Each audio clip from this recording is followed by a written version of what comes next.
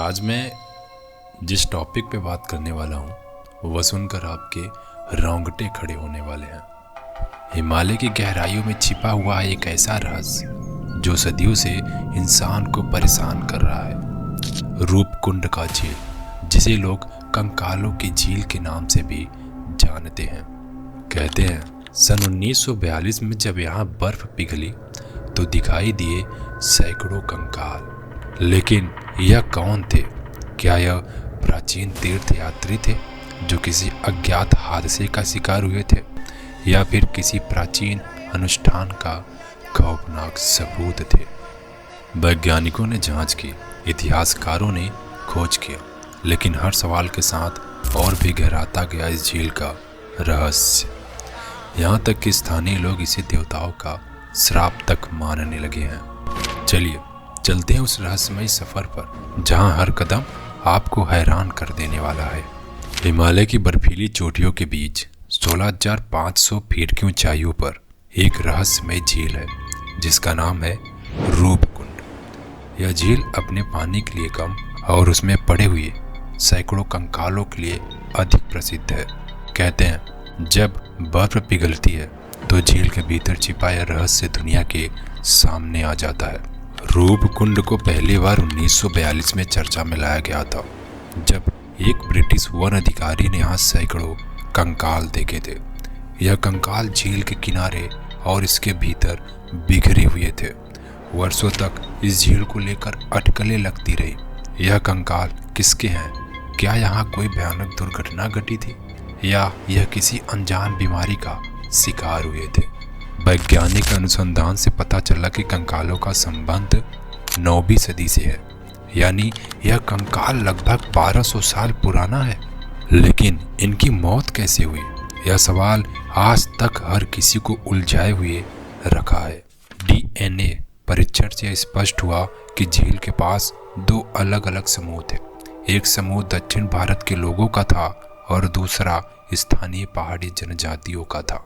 लेकिन इनकी मृत्यु का कारण और भी चौंकाने वाला था। विशेषज्ञों ने पाया कि इन सभी लोगों की खोपड़ी पर गंभीर चोटों के निशान थे।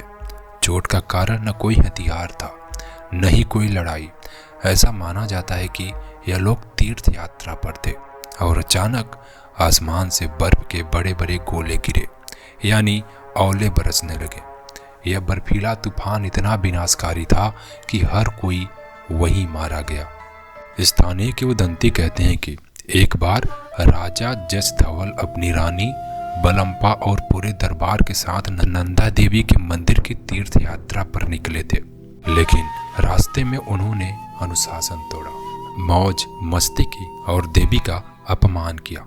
इससे क्रोधित होकर देवी ने आकाश से बर्फीले पत्थरों की बरसात कर दी जो उनके विनाश का कारण बनी। रूपकुंड झील के और कई भी रहस्य हैं। झील के पास मिले अवशेषों के चमड़े के जूते, लकड़ी के गहने और लोहे के हथियार भी पाए गए हैं, जो यह दर्शाते हैं कि यह लोग एक संपन्न समाज से थे। स्थानीय लोग आज भी मानते हैं कि रात में झील के पास अजीब सी आवाजें और संगीत सुनाई देती हैं। उनका मानना है कि यह उन आत्माओं की पुकार है जो यहाँ मारे गए थे। नंदा देवी राज जात यात्रा, हर 12 साल में एक बार यह भव्य तीर्थ यात्रा आयोजित होती है, जिसमें श्रद्धालु नंदा देवी को समर्पित करते हुए इस झील तक पहुंचते हैं।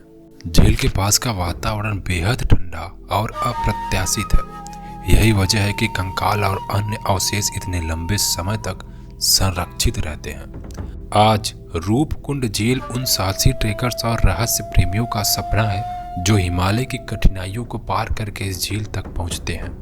जब बर्फ पिघलती है तो यह झील अपने अंदर छिपे सैकड़ों कंकालों के साथ खड़ी होती है, मानो हर आगंतुक से अपने राज का साझा करने के लिए इंतजार कर रही हो।